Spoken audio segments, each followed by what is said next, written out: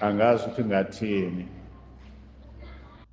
ubufakazi obufakazwe la namhlanje abantu ebefakaza bona bubodwa buyikhavile intshumayelo engiyiphethe namhlanje ngokuba enguzwile ukuthi we serve a caring God.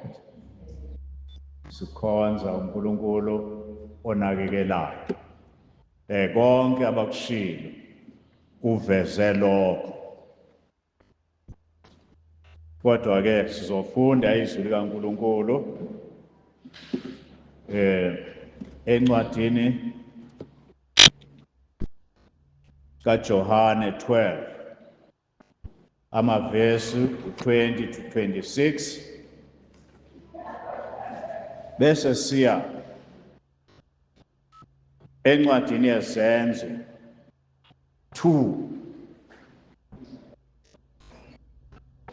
verses 42 to 47 sibe siyofunda futhi khona kwizenzo chapter 4 32 to 37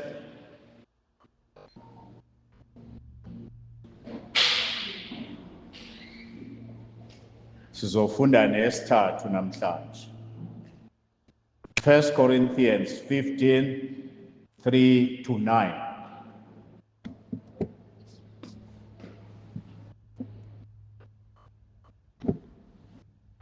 ngizocela asifundele ozosifundela uzwakala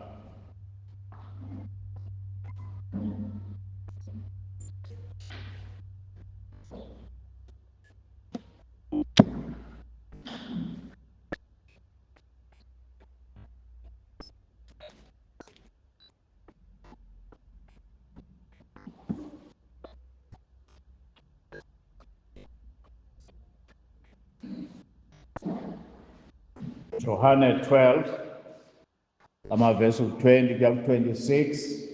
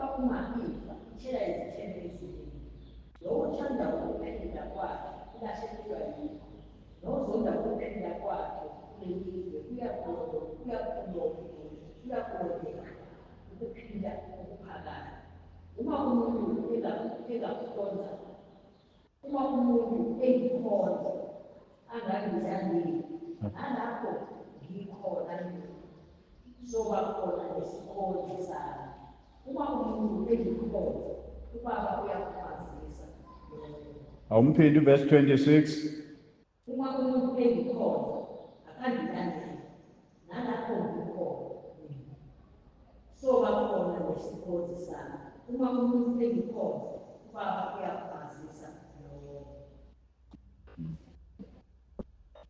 okay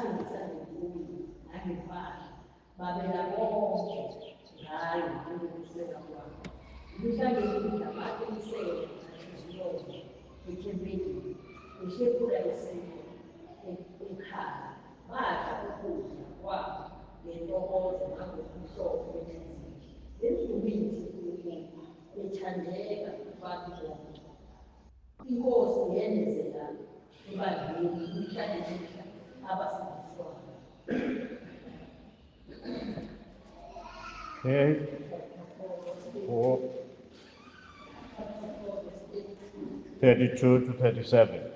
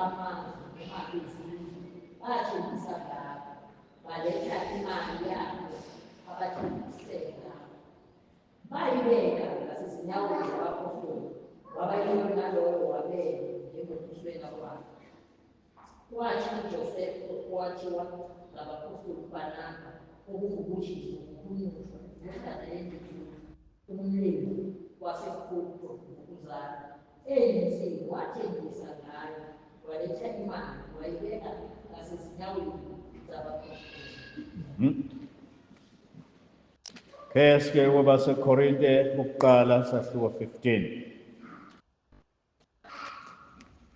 3 to 9.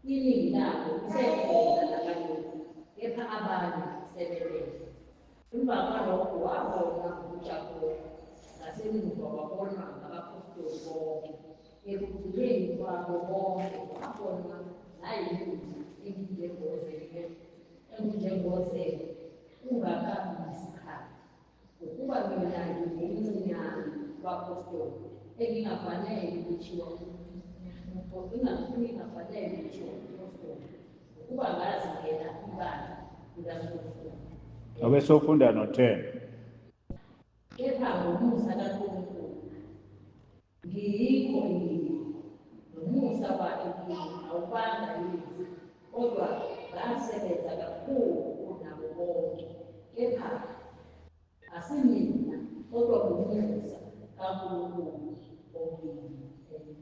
Amen.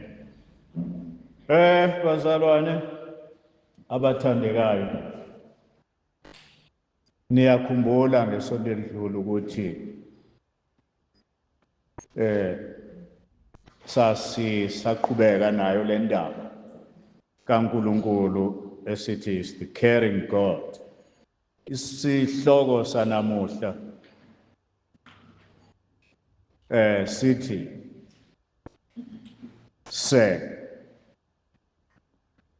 mina bese ngithi stroke madam. We wish to see Jesus. Sisho njalo esihloko. Sir, madam, we wish to see Jesus. Sesifike ekugcineni kwaso lesihloko esithi uNkulunkulu uyanakekela. Manje uma ngithi sir or madam, we wish to see Jesus, kuya ekubeni sibone le ndaba ukuthi uNkulunkulu usebenzisa inyama negazi. God uses flesh and blood to care. He cares through flesh and blood. Ngoba uJesu weza lapha phakathi kwethu waba yini? Waba yinyama, usho njalo uJohane. Uthi ulizwi wakha phakathi kwethu.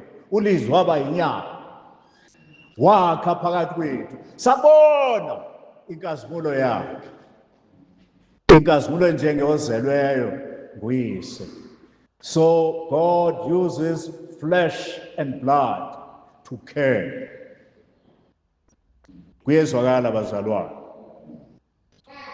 Uma nikhumbula ukhona amazwi sawafunda laphayana kwabaseFeso asisazowafunda manje, verse 13 to 16, lapho kukhulunywa khona uyothola lapho ukuthi igama lenyama negazi liyasetshenziswa kakhulu lapho. Uma sizofunda laphayana ke la ngifuna ukuthi sibone khona ngoJesu ukuthi waba yinyama phakathi kwabantu lapha kumaHebheru 2 verse 17 no 18, kumaHebheru 2 verse 17 no 18 ngifuna ukulifunda mina ngazi noma ngizomfunda kahle yini. Hebrew 2 verse 17 to 18 akude kakhulu. Kuthi khona ngakho-ke kwamfanela ukuba abe njengabafowabo kukho konke, ukuze abe ngumpristi omkhulu ohawukelayo nothembekayo kuNkulunkulu, kukaNkulunkulu, kube inhlawulo yezono zabantu, ngokuba lokhu wahlupheka yena uqobo elingwa, unamandla ukusiza abalingwayo. Kwadingeka abe njengabafowabo, abe yinyama, ukuze asize abantu abayinyama. Yezwakala lokho bazalwane. Manje-ke uma sifunda qhubeka nale ncwadi yamaHebheru yakhombisa ukuthi ngempela yena owaba yinyama nokulingwa njengathi sonke ukuze akwazi ukubasiza abalingwayo. Namhlanje-ke njengoba uJesu sesezulwini ngakwesokunene sikaNkulunkulu,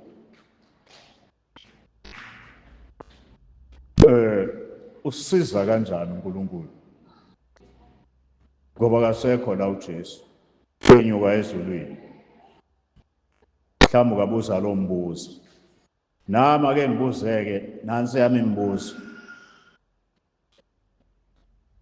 Ukucabange nje ukuthi noma wake wakuhlangana nesimo lapho uhluphekile khona, udinga ukuphathekayo, uye kumzalwane umtshele ngosizo lakho, abesethi mzalwane ngizokukhulekela.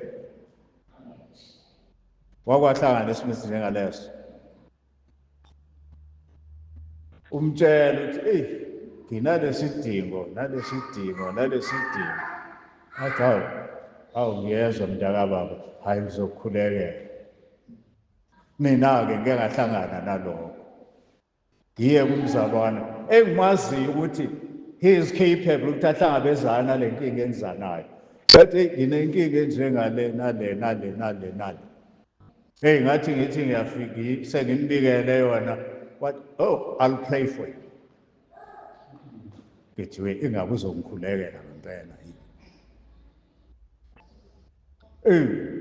Uma ngikhumbula kahle ngabe ngaphinda kuyena. Ngaya manje ngingasayi komtshela nje ngesidingo. Sengithi ngidinga imali ukuthi ngifake ingane esikoleni. Ngalesikhathi ngisesikoleni. Ngiseseminari. Ngidinga imali ukufaka ingane esikoleni. But hayi ngizokuboleka. Wangiboleka ngempela. Wangiboleka wathi uyibuyise emva uyibuyise umusuholile. Uma usunayo. Nginayo ngiyithatha phi ngasebenzi. Kodwa ke kwakubhatanisa. Sayithumela imali. Ngasizwa unkosikazi wayesesebenza. Wawususebenza? Ngayithatha imali. Ngayithumela. Ngayifaka ebhenki lakho. Benginikezile phela i-account yakho. Kwakungekabikho-ke lokhu okuhanjiswa ngamafoni yonke leyo nto leyo. Ngaya ebhenki ngafike ngayideposita khona ngayifaka. Kwahamba isikhathi umzala wathi imali yami uyoyibuyisa nini? Mina hawu mzalwane ngayithumela. Angiyibonanga kusho ukuthi ayiningi kakhulu imali yami. Wayengakwazi nokubona ukuthi ingenile. Mfowethu izinto ezinjengalezo. Udinga usizo uya kumzalwane. Mzalwane futhi uyakwazi ukukusiza. Athi uzokukhulekela. Uzokukhulekela ukuthi imali iqhamuke kuphi? Ezulwini. Uzokhuleka lo mzalwane unesimangaliso. Yona eda likhuluma ukuthi qatha ukuthi uyahamba awunansi imali. Qhamuke ezulwini. Ayikho into enjengaleyo. uNkulunkulu usebenza using flesh and blood. Usebenzisa abantu. Kanjani?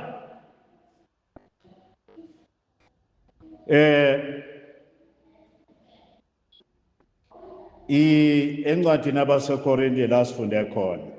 Umpostoli Paul lapha ubala abantu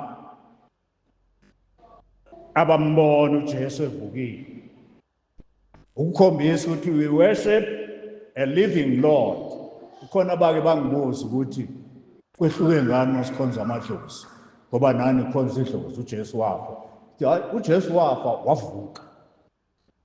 Wabona ngabantu.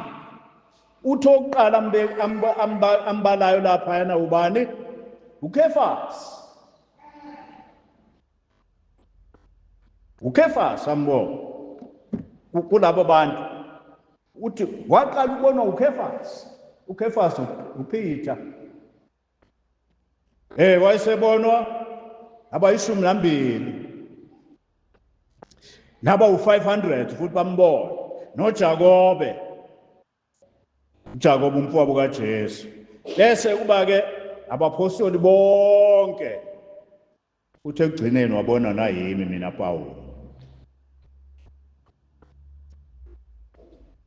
Umbuzo ke nginembuzo. Why did he appear to these people and not to soldiers who were watching the tomb? Yini azozibonakalisa kulabo angazibonakalisa emasosheni ekuyona ayikhathe nethuni?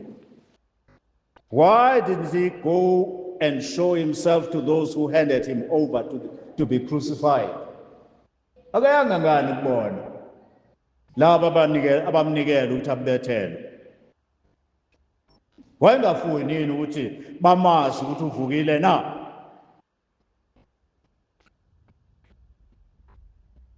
Impendulo ngifuna ukuphendula wodwa kulo mbuzo.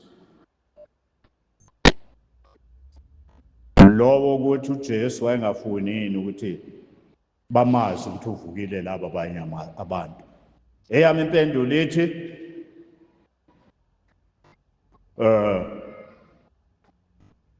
wayefuna ukuthi wonke umuntu azi ukuthi uvukile,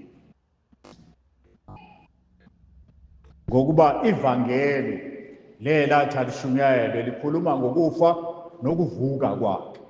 Kusho ukuthi wayethanda ukuthi lazi izwe lonke ukuthi uvukile. Kodwa-ke umbuzo wakho-ke uthini?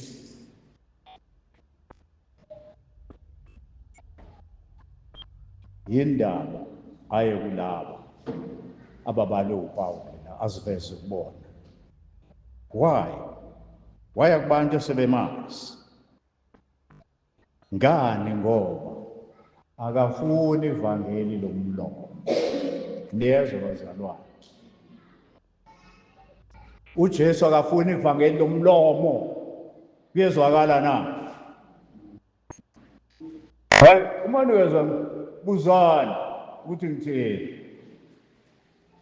Akafuni ivangeli lomlomo, ufuna ivangeli elibonakalayo.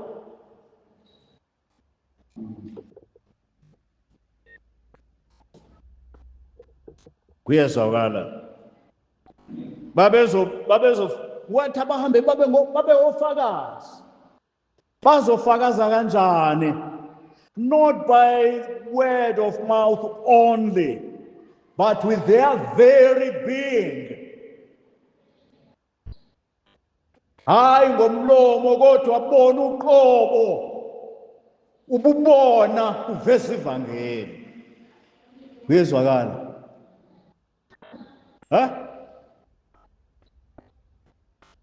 uJesu ovukile kufanele ukukhulume ngaye labo abakuye. Thina esikholwayo kufanele ngemizimba yethu ngobuthina siveze uJesu. Kufanele abonwe kuphi? Enyameni. He must be seen in the flesh. Njengoba weze inyama, wezwa aba umuntu. Manje kufanele abonakale kuphi? Umuntu, through umuntu.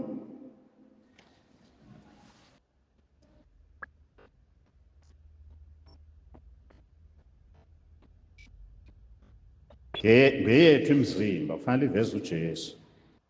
Laba kholwa uye mabonakale uJesu. Yayizwa le ndaba, mhlawumbe kuxakile le ndaba ngithi asiyofunda lapha kuFilipi ukuthi ingenaphi kuNkulunkulu, who cares? Le ndaba ivela lapha ekutheni kufika amaGreki lapha yana afuna ukubona uJesu.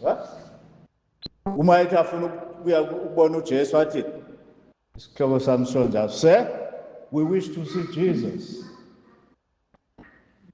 Nkosi, sifuna ukubona uJesu. Mnumzane, sifuna ukubona uJesu. Uthi uma uFilipi ezotshela uJesu lapha yana, uyayizwa impendulo kaJesu. Ake niyibheke le ndaba, ake siyibuke sonke. Buyela lapha kuJohane 12 verse 20 kuya ku-21. Uthini uJesu manje?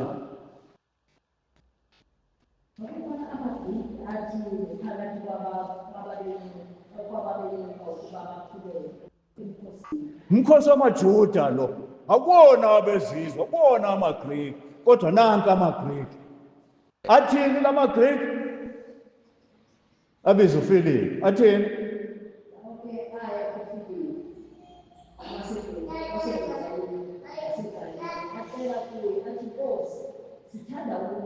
Nkosi, sithanda ukubona uJesu. uJesu masewufika kuyena lo myalezo, usesifikile isikhathi sokuthi indodana yomuntu ikazineliswe. The time has come for the Son of Man to be glorified. Ngani? Ngoba indaba iqale kutheni ayobethelwa esiphambanweni, afe avuke, and then all nations will know about him. namaGriki azomthola. Azomazi kanjani amaGriki? Bazomazi kanjani ababengenaye uJesu? Bazomazi ngobufakazi balaba bakade benaye. Bafakaza kanjani? By their very being. What they are, just witnesses to who Jesus is. Uthi, nangu uJesu. Ngiyamazi uJesu. Oh, ngikhumbula indaba, khona indaba engayizwa ukuthiwa kukhona umuntu wakhuluma ngoJesu. Lo mfundisi ayifundisa izingane ngoJesu.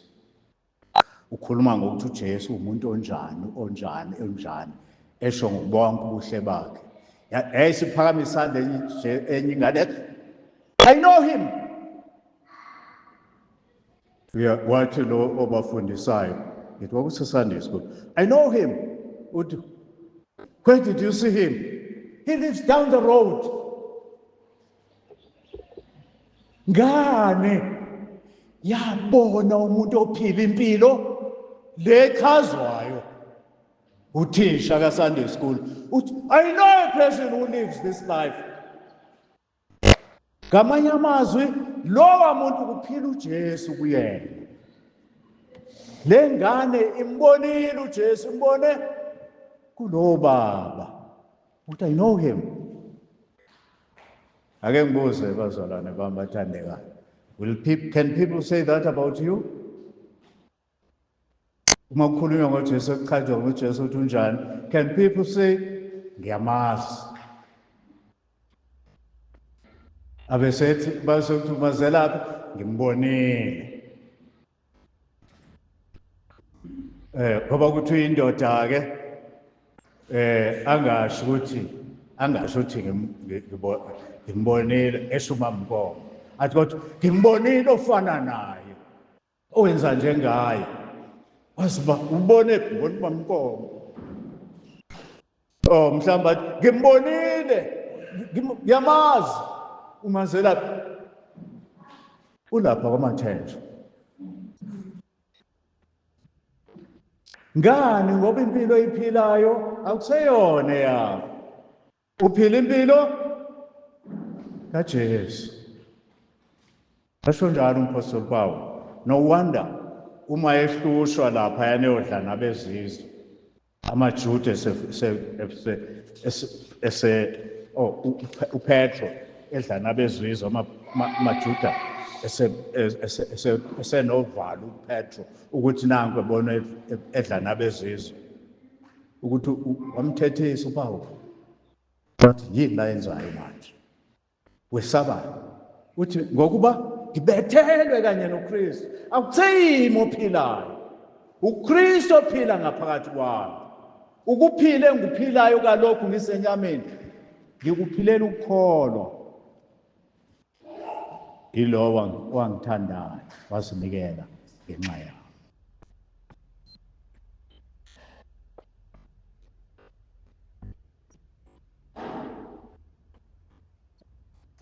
Lokho kuchaza wena na?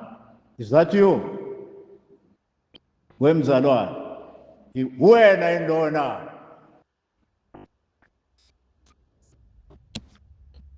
Ilokho akufunayo uJesu. Ufuna abonwe kithina. Ufuna ubufakazi bonakale emzimbeni. Ake sifundeke manje lapha yana kwabase kwizenzo. uPetro la uyashumayela.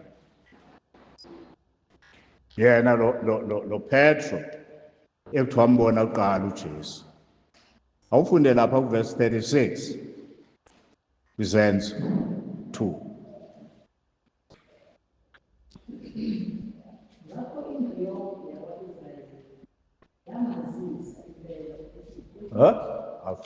Awufunde kahle. Yebo. Yebo.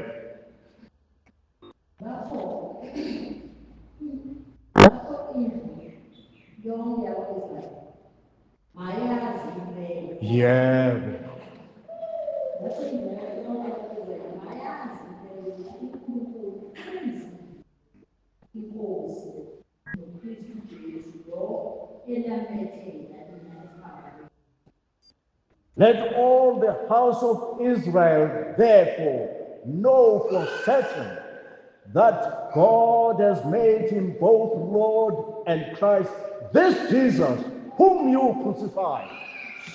Can you imagine? Lo Petro ngalelanga ebethelwa ngalo Jesu wayekhakhazela. Wazi uyabona umuntu mayekhakhazela uzebe njani? Uzagodola ngathi angathola umlilo. Wazi wayefuna umlilo ukuthi ayokotha umlilo. Ekhakhazela kubethela uJesu lapha yana. Yakubona intombazana. Yathi lo ubeka yena. Wathi angimazi. Akumazi wentombazana, akumazi. Wamphika 3 times. Kodwa namhlanje the very Peter owesaba phambi kwentombazana, this time uphethe isibhekene isixuku sonke sika-Israyeli. Uthini?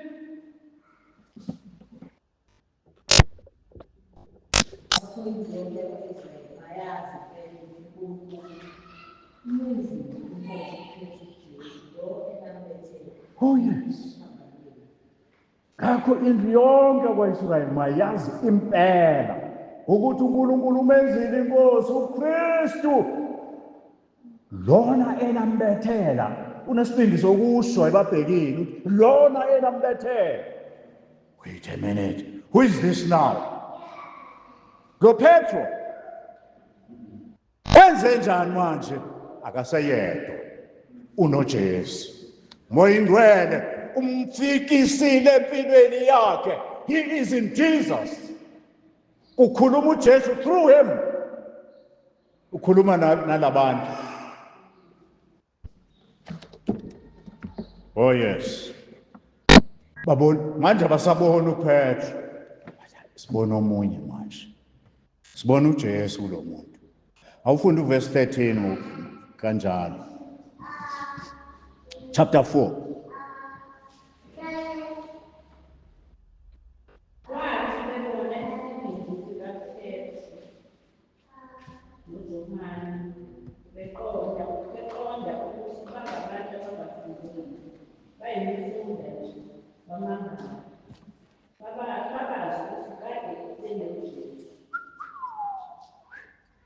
Niyezwa wayekade ekhulumeni ebhekene nama-theologians lapha yana kwa-Israyeli.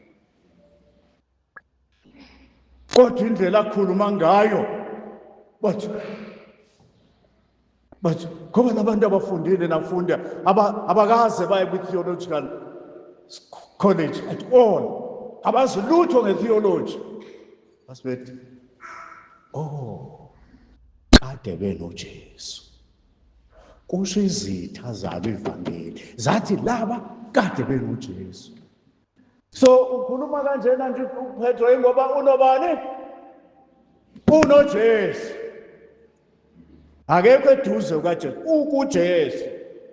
Uphila kuJesu, uJesu uphila kuye. Oh yes. Yilapho webazalwane awudingi ukuze uye ecollege ukuze ushumayele ukuze ufakaze ngoJesu. Do you witness about Jesus?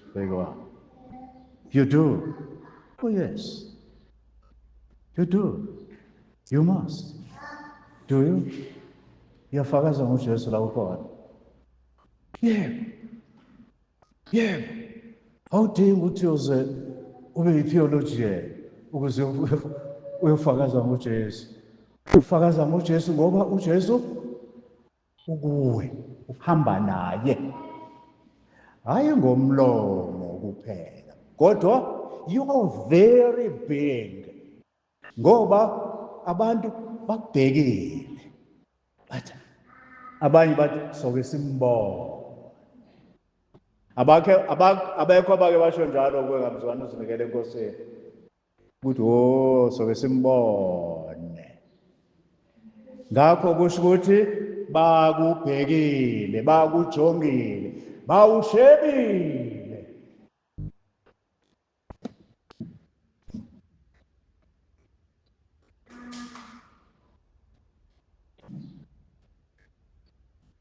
Ngenxa yalokho uma eshumayela ke ngalelo langa uPetro mhla lapha ku-chapter 2 abantu abawu-3,000 bazinikele enkosini uJesu because they saw Jesus ezimpilweni zalabantu abakhulumayo.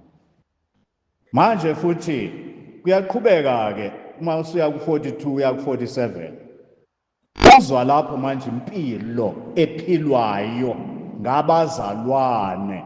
Ngifuna sisibheke lezi zinto ukuthi impilo abayiphilayo abazalwane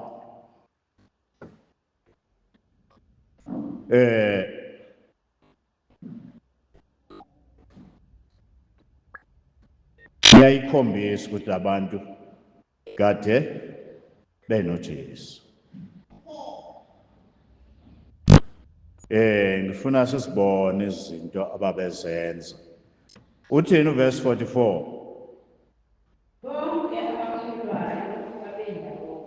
Bonke abakholwa babendawonye. Yes. Bahlanganyela izinto zonke.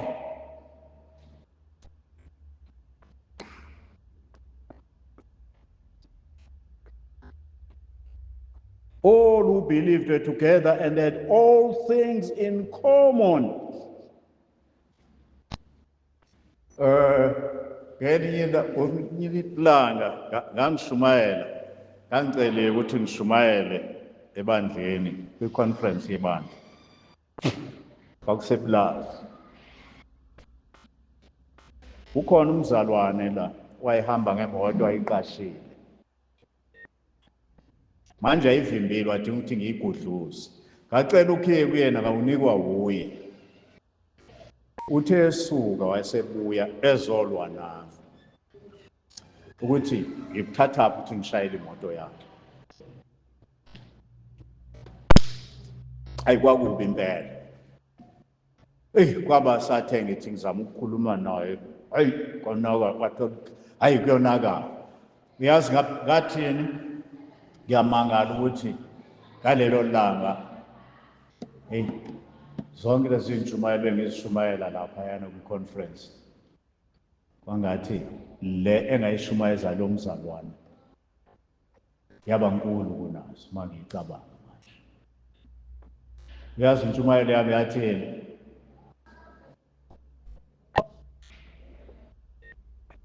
But kanti unjani? I didn't know that was a powerful sermon. What type of person are you? Just that. I didn't know that was such a powerful sermon. What type of person are you? Shumayeza umzalwane. Kanti unjani? Ngobe sahlukana kanjalo naye. Kanti unjani? Sehlukana. Wahamba nami ngahamba indlela. Uma ngibuya ngoba nami amazwi ayiphumeka mina engemahle wonke. uNkulunkulu wathi lungisa nawe amazwi akho. Awukhulumanga kahle. Samuel. Ayukanti njalo uyintshumayelo. Bongesiko ngangabi lapha. Ngasengihlulekile. Sengikanti unjani? Uthi lo mzalwane mntaka baba ngilo ngikufuna ngithi nami ngifuna wena. Uthi uyazi lelo zwi uthi kanti unjani lingiqedile. Lingiqedile mntaka baba ngiyaxolisa. Ngokuba bengibheka umzalwane kodwa ukwenza kusiko kwakhe. Lo mzalwane waphenduka ngoba yena wayizwa kuyintshumayelo enkulu lo kanti unjani? It's what might kanti njani? Kanti njani? Mhlawumbe moya kaNkulunkulu wakhuluma nathi kanti ngempela unjani? Ukhulume kanje komunye umzalwane. Weze gijima wathi ngiyaxolisa mntaka baba. Ngithi nami ngiyaxolisa nami ngifuna wena ngifuna uzoxolisa nami amazwi engakhulumile amanye akabanga kahle neze. That's the gospel. ukuthi kufanele abantu bangasho ukuthi kanti unjani. Yiba ilento uJesu akwenza ukuthi ube yiyo. Uma kutholakala ukuthi kusekhona izinto la ezingakhombisi ukuthi kuphela uJesu, hamba ulungise mntaka baba, lungisa.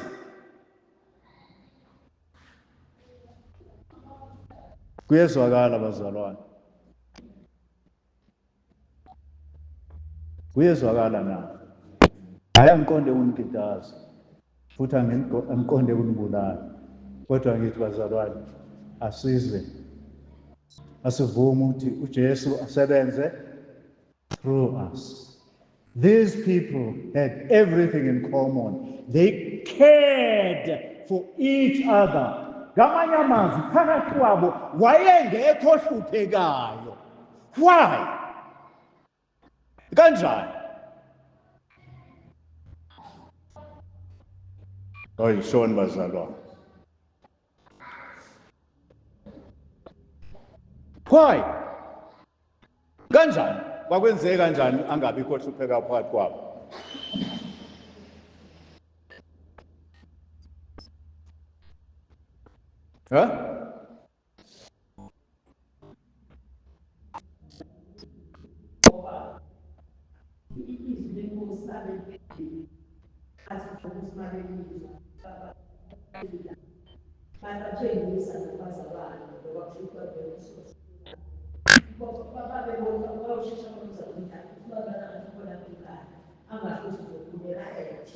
Yebo.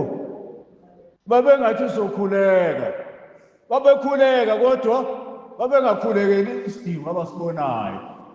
Babeya direct bathi yemntaka baba siyakubona uhluphekile unenkinga. Here we are, we're going to help you. Uzuphume kule nkinga. Nanti ivangeli. Ngoba the person who is caring for that person, it's Jesus caring for that person through you. Ukhona omunye udade la akasekho, ngiyamkhumbula obesinaye lapha. Wayes 13. Wayekaswele ngempela. Sikhulume naye sithi mntaka baba yisho uma kukhona okudingayo. Bakhuluma abazalwane. Athi hayi yonke into ikahle. Hayi kahle koze kuyiwe khona ukuze kubonakala kanti inswelo ingaka kube imayithola ukusizwa. Abazalwane, they must be open.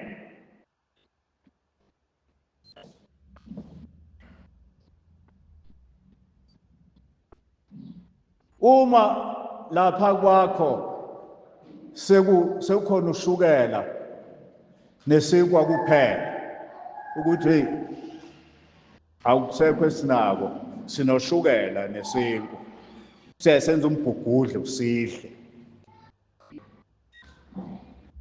akuyonto yakho wedwa leyo kufanele kusho ukuthi lo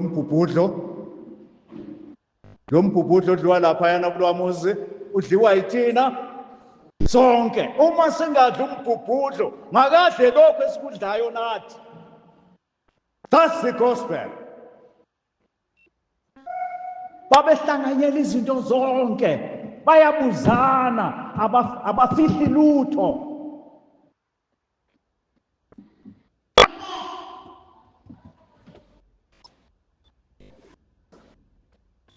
That's why they devoted themselves to the apostles' teaching and the fellowship. Koinonia. Kwakune fellowship. Le fellowship ligama elithi koinonia lisho abantu abazana phakathi.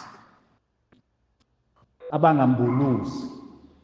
Bathi hayi siyakuthanda mntaka baba, hayi sokhulekela. No. Khuleka impela kodwa khuleka yasazi isidingo hlangabezana naso. Mithi ngaleyo ndlela ongahlangabezana ngayo naso. That's the gospel. Bazalwane. They devoted themselves to the breaking of bread and prayers. Yes, babezinika isikhathi sokukhuleka. All who believed were together and had all things in common. Sesikuzwile lo. To what extent? To what extent? Verse 44 kuya 46. Hayi lapho kunzima.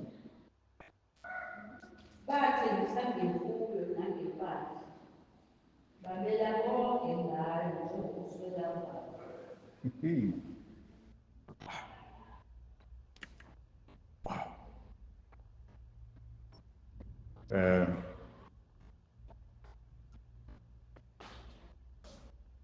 Ake ngiphume ngishiye thina abazalwane.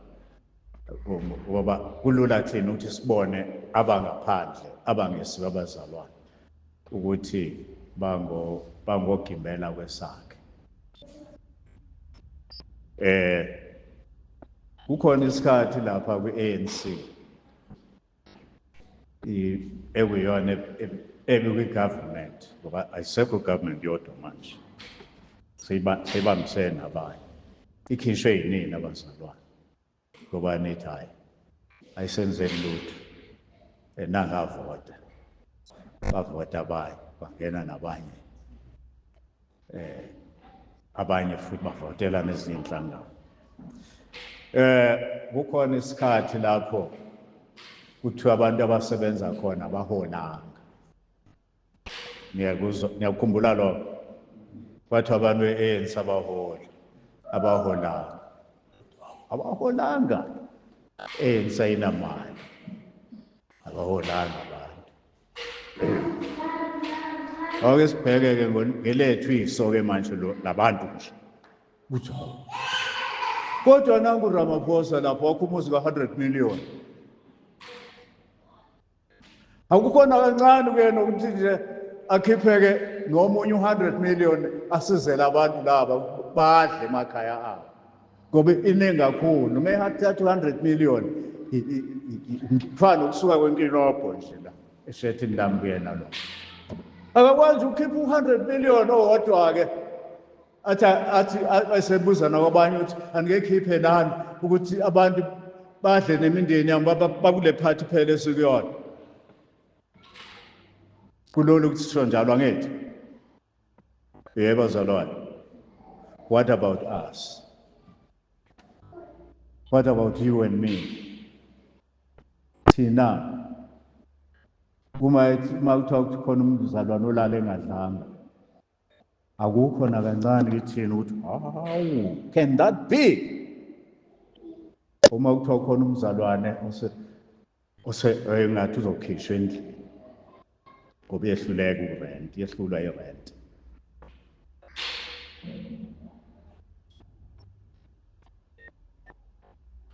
Hayi ngiyakhuluma bazalwane.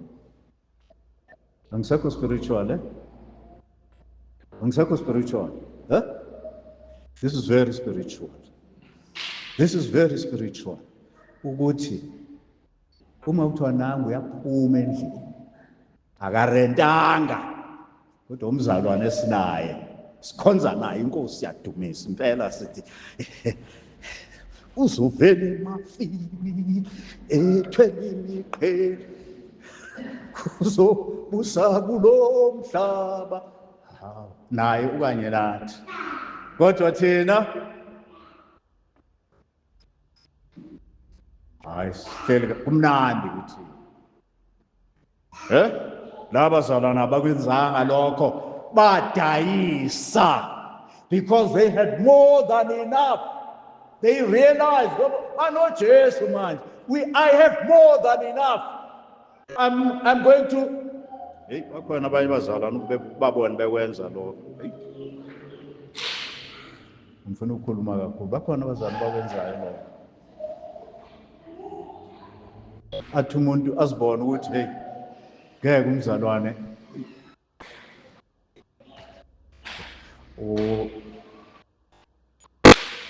uyamkela lapha yena uthaka ukhale ngokuthi abantu abafuna ukukhulunywa ngokwenziwe kusho amagama. Angazi angazi kuba nzima ukusho kodwa kwaye ungayisho into enhle eyenziwe.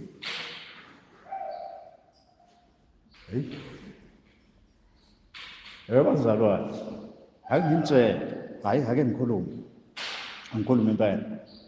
Umfundisi kuleli bandla ukangabi nayo imoto ngoba selokhu washiya umsebenzi la wayeqashwe khona, akasenayo imoto entsha, uba ney'moto ezindala. Ngiyakwazi lokho. Ikihle imoto endala, umfundisi angabi nayo imoto. Kukhona isikhathi lapha abazalwane kwakuthi khona abazalwane benze njalo. Uma engenayo imoto umfundisi, benazo more than one, athi umfundisi thatha le moto uhambe ngayo. Ngiyakwazi lokho. Niyakwazi lokho na? Niyafika nonke? Awukwazi lokho ukuthi bengihambe ngemoto zabazalwane la ebandleni uma ngifele imoto.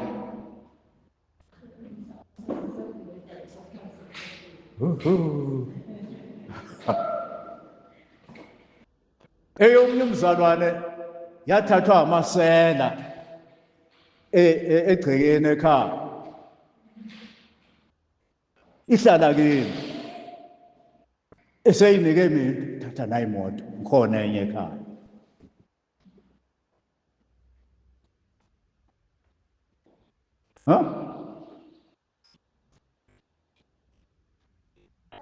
Abanye kukhona omunye wayengesiye nomzalwane, kwakuwumuntu nje azange afuna ukulamukela ivangeli.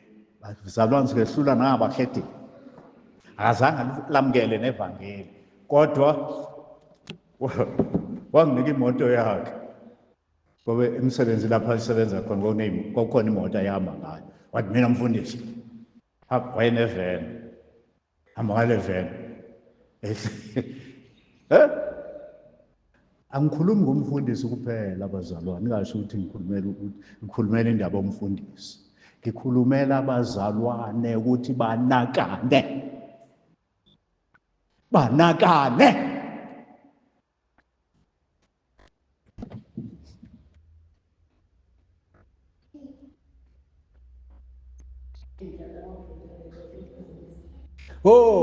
Hayi, ake ngikhulume.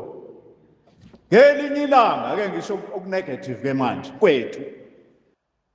Ngelinye ilanga sasisenkonzweni edrobheni, kukhona abaqhamuka le eCinderella, siney'moto. Abazalwane bangene iy'moto nje emakhaya, akekho akwabuza ukuthi Mrs. Nkomo, nenihamba napho, ninayo i-transport? Angazona uMrs. Nkomo lapho azenze njani. Abazalwane, akekho akwasho ukuthi ngizokuhambisa. Bazalwane, awunamoto for starters. Imoto ekuwe kaNkulunkulu, awunalutho umzalwane. Uma kusengokwakho awuyena okaNkulunkulu. Into nayo ekaNkulunkulu. Niyezwa na? Awunamoto, awunamuzi, awunalutho. Uma usenako, awuyena owakhe.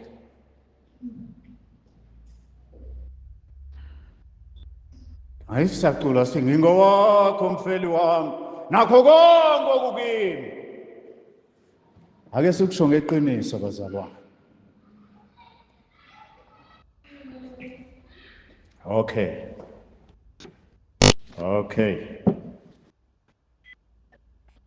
Umphumela wale nto yenzeka kulabazalwane kwaba yini? Esiyibheke manje. Sibuyele kwitekisi.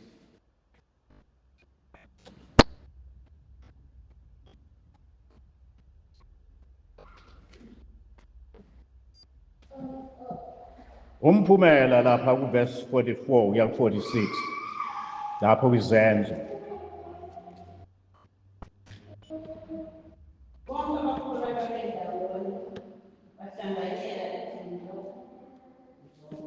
bathengisa ngemfuyo nangempahla, Yebo. babela konke ngayo Yebo. ngokuswela kwabo. Yebo. Ihlanganisa abantu besela ngemfuyo nesizwe, basephula isiliva ekhaya, badla ukudla kwabo lonke nangokumhlophe. Emjulisa uNkulunkulu uthandeka kwakhona. Inkosi yenzela ebandleni imihla ngemihla abasilisa. Uyezwa? Bathandeka kubantu bonke ukuthi yinhle lento. Hey, yinhle lento enziwayo labantu. Kwase futhi kwenzekalani ngalokho? It was a powerful message of redemption. Ukuthi la ngiphila akuyona impilo le. Nansi impilo la ikhona. Nakho ukuphila la kukhona. Kwenezelwe ebandleni imihla ngemihla abasindiswayo. Uyazi bazalwane, uma ivangeli siliphila libonwa abantu baye basho bathi hayibo, yini kulabantu, yini kulabantu, bafuna ukuzwa, bayizwe, bayizwisise. Uma sebeyizwile bazophila, bazovuma ivangeli. Angisho ukuthi bonke bazophenduka, kodwa bayenezeleka babone ukuthi simbonile uJesu kuleli abandla, simbonile, asikukhuluma kuphela, sibonile abazalwane laba baphile impilo. Yilento eyabenza ukuthi kube njalo kulelo bandla. Naleli bandla ke le-21st century kumele kube njalo bazalwane. uNkulunkulu usiphile iziphiwo, usiphile iziphiwo zomusa, sifundile ngazo. Phakathi kwezinye ngifuna ke sisibheke manje, sisheshise siqede. Uma uya lapho kwabaseRoma 12.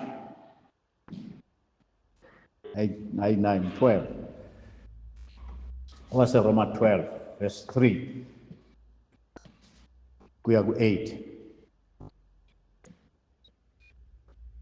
Ngifuna sibheke nje, asizibheka zonke iziphiwo zikamoya siphe zona uNkulunkulu, awusibheke.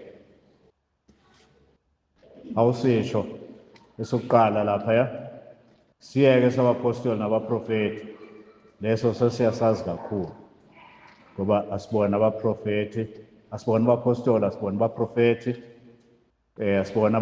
asibona futhi abavangeli sonke, sishiwo siyasazi leso, sikhona leso siyasithanda.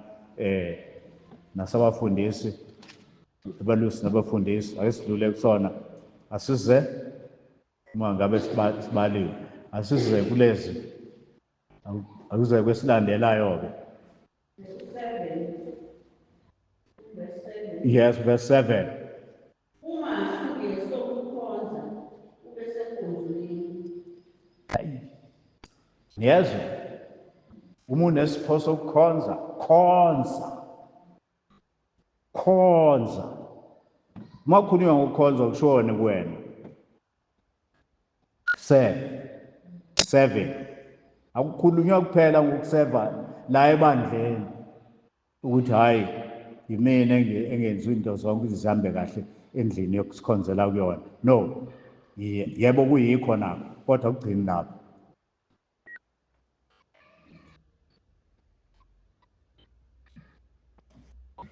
Ukhonza yini? Kwenye indawo ukuthi kwenye indawo kuthiwa help, esokusiza. Sho sona, what about helping the elderly? Yeba zona. Uye kwabantu abadala abangasakwazi ukusisiza, and the sickly, nabagulayo, uhambe uyokwenza, uyosiza. Uma unaleso siphiwo sokusiza phela, ayisukubona basiza nabo. Bakhona abantu abadala abangasakwazi uzenzela. Nami, kade ngitshela omunye umfana lapha yana. Ngithi mina, ngitshela uRawusi, hayi ingadi yami ehlule. Kusho ukuthi umthetho wakhe usijwayela umshini. Ngithi kuRawusi, Uyabona leli gceke lonke leli bengilisebenza ngedwa lonke. Ama-patches, vegetable patches ayelapho ngake ngawabala ayi-27. Ngitshale yonke inhlobo ye-vegetable ethanda ukuyena ongasiyicabanga, ngingenalo nethumbu leli lokuchelela.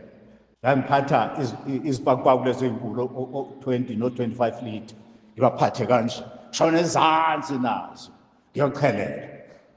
Angisenamandla, awasekho lawo mandla. Ngisho sekukhona lethumbu leli lokuchelela, awekho lawo mandla, akwazi ukwenza umsebenzi ongawo.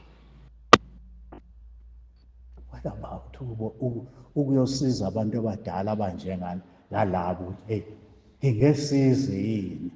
If you have a gift of help here, usize nawe ube khona nokwenze nje.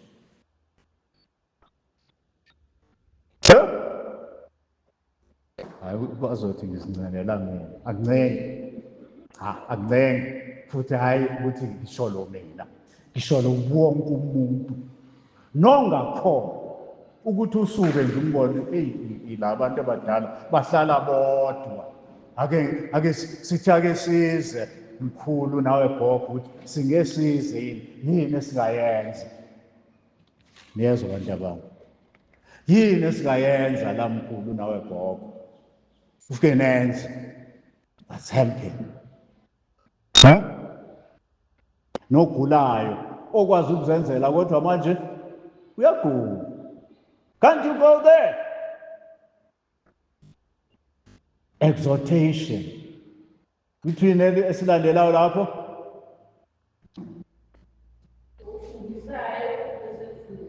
dlulayo kofundisayo, oyalayo kuyaleni. What is uyala? Exhortation. Uye kuye umuntu ukhulume naye uma ibona ukuthi uphuma endleleni. Ingathi khona okwashela phambili. Bekho wena okhulume ngokuthi umuntu uma iphuma endleleni abuyiswe. That's exhortation. Uye kuyena uthi umntwana kaNkulunkulu akaphili kanje. Awuboni ukuthi akusekho lokho. Awuboni manje ukuthi ivangeli seliyahlazeka. Mntakababa, inkosi ingakusiza uma ufuna ukuyilungisa le nto. Anto-ke ivangeli. Exhortation, asihambe. Yini enye? Kuthiwa owabayo. Ngesingisi kuthiwana ke nisisholo esingisini.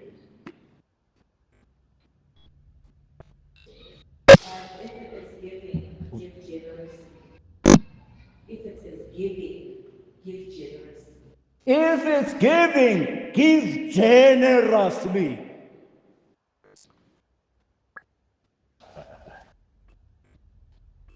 Ngikhumbula indaba yendoda bathi yayinikela uma ikhipha imali kuthi qatha u-200 kanti umthetho wayikhipha u-20. Iwufaka u-20 epleyitini. Abesethi lo wayihambisa isitsha lo, wayihambela benikela abantu. Ayibona ukuthi uwile u-200 wakhe, awuthathe amnikeze, athi ngiyabonga, sithatha afaka emhlabeni. Ucabanga ukuthi ulo bethi ukuze unikele, ukuze unikelele. Yena uyithatha uthi unikelela lo. Uma esethethethe, hawu, imali yami ishonephi? Uthi bekungathi unikele usefuna ukuthi lande ubuye. Ngoba yena uma unikela ngo-20 ngeke anikele ngo-200. Sorry, sekunikeliwe mntakababa, ngeke isabuya. Kuthi uma unikela khipha dedela. Generously. Qhubeka. Hey, bakhona abazali banikelayo bathi athi uma ekunika ekupha ubuzo uthi hayibo Hayibo. Hayi uyanikela. Uma enosiphiwo salokho se ungashaya uvalo ukuthi ingase nginikele kakhulu. Give. Makunikelwa kusho akusukunikela esontweni kuphela, kusukunikela nakwabahluphekile lo muntu uhluphekile. Uthatha into yakho oyithandayo umnikeze. Phila. Yes, asiqhubeke. Sigcineni lapha acts of mercy.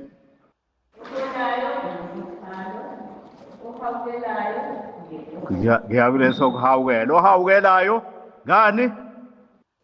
Ngentokozo. Umhawukela umuntu ubona ukuthi uyathokoza kulokho okwenza umenzela kona ngoba umhawukela.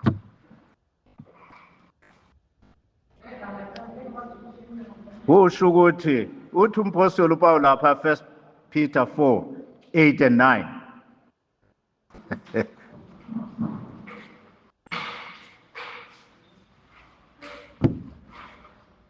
1 Peter 4:8 and 9.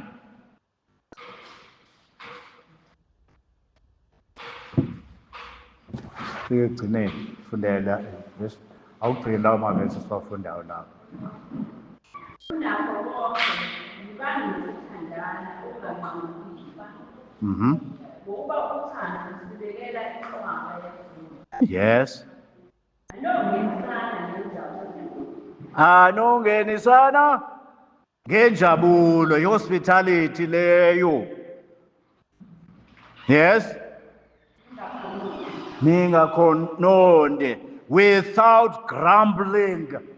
Kusuka bekhona ama-grumblers ngaleso sikhathi.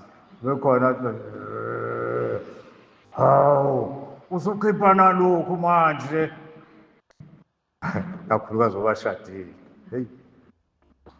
Lona omunye uyaphana, lona omunye uyancishana. Usuzokhipha nalokhu. Do it ngokuthokoza, not with grumbling. Njalo bazalwane. Kwangathi inkosi ngasiza ngomoya wakho ohlala kithi. Ukuba sikhombise lo nkulunkulu who cares. This caring God.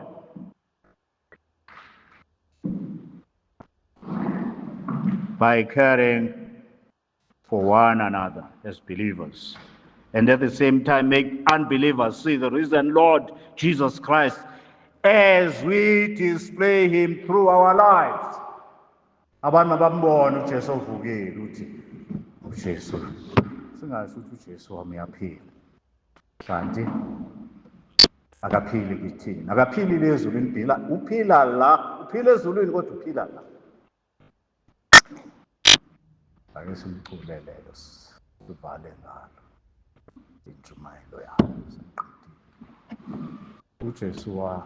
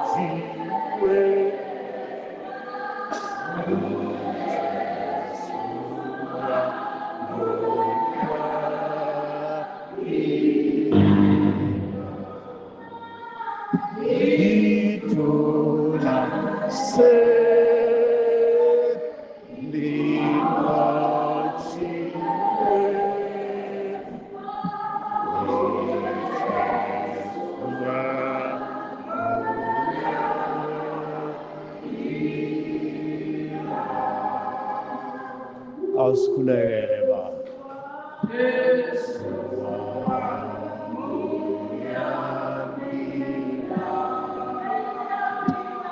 In your best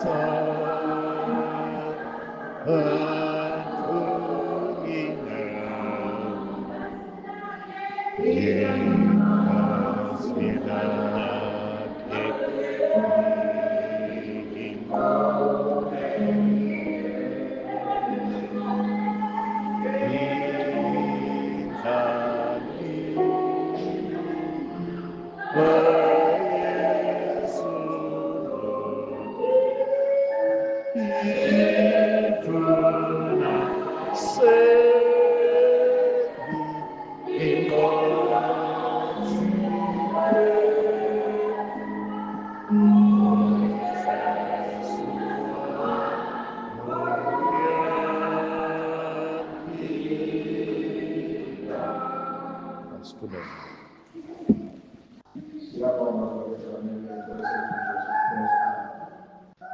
izwi lakho Nkosi elisifundisile namuhla ukuthi wena uNkulunkulu odinga ukukhonza kanjani. Siyabonga ukuthi uNkulunkulu wena oqala unakekelayo ukuthi nathi bangasiveza ukukhonza ngokunakekela abantu abawethu osezulwini. Siphe lowo mkhondo Thixo wethu onjalo ukuze sisebenzise amandla osiphe wona ekuwenzeni lowo msebenzi Baba osinike ukuthi siwenze. Ngokwezipho Baba osiphe zona zikamoya siyabonga uNkulunkulu wethu ukuthi usenze ukuthi sikwazi ukwakha ibandla elingumzimba wakho uNkulunkulu wethu. Sisize-ke Baba uNkulunkulu wethu ukuze sikwazi ukukuveza lokho izwi libone uNkulunkulu wethu ukuthi wena uNguthixo ophilayo kithina, uNguthixo ophilayo phakathi kwethu, uNkulunkulu wenza isimangaliso ezimpilweni zethu.